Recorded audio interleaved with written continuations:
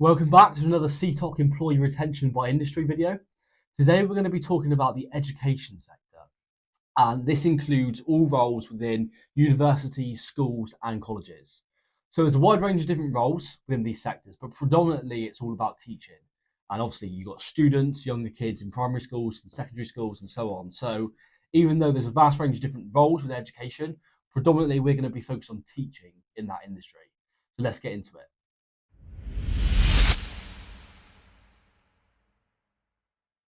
So people get into teaching really for the love of teaching people, and some people like it teaching younger children growing up. Some people like lectures in university, but predominantly people have an enjoyment and satisfaction from teaching people things. So obviously, there's a wide range of different subjects and areas where people do teach, and it's an interesting department and environment to be in as well as a teacher. And as with every industry, there are employee retention struggles for schools and universities and colleges too to keep hold of some of their best people. Now, one of the main things that people struggle with in these roles is the emotional load of what comes with them. So if you're a teacher, you see a lot of emotions every day. You see a variety of people, they come in, most days you'll see them in your classes.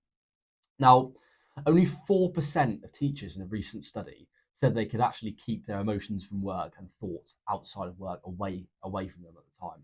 So they couldn't think about work whilst they were outside of work, and only 4% could do that. So that's quite a crazy statistic if you think about it. And it shows the prevalence of emotions and long days and lots of different things happening within a teaching environment.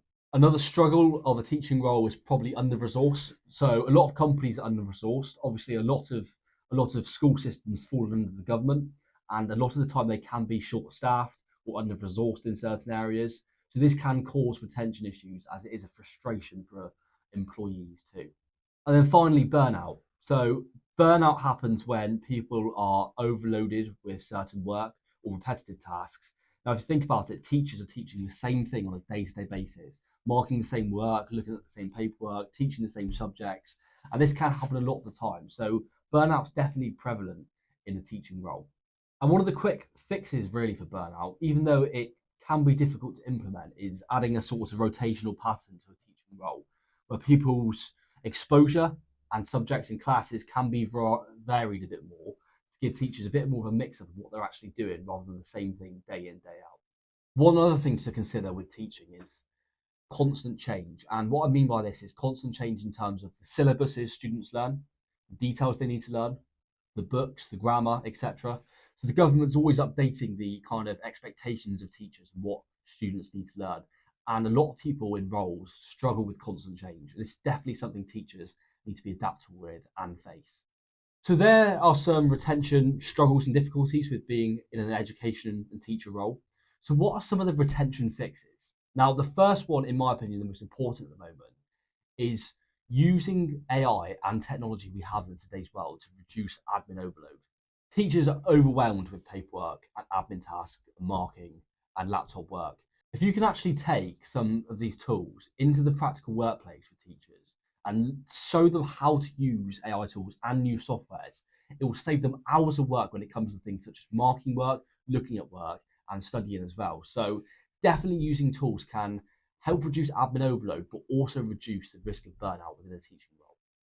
Clear boundaries and priorities are also important for teachers. So setting clear targets, setting clear boundaries and priorities, this again can also avoid burnout.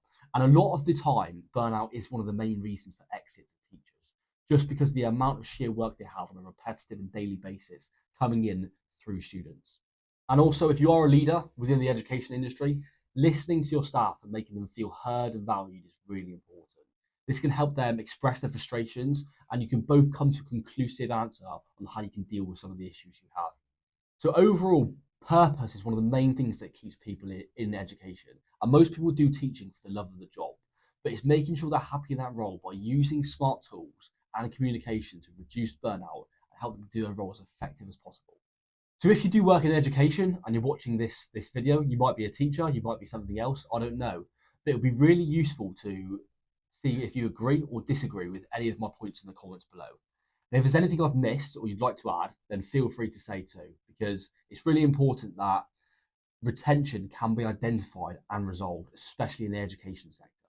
So thank you for your time in today's video where we spoke about education and retention, and we'll see you in the next one.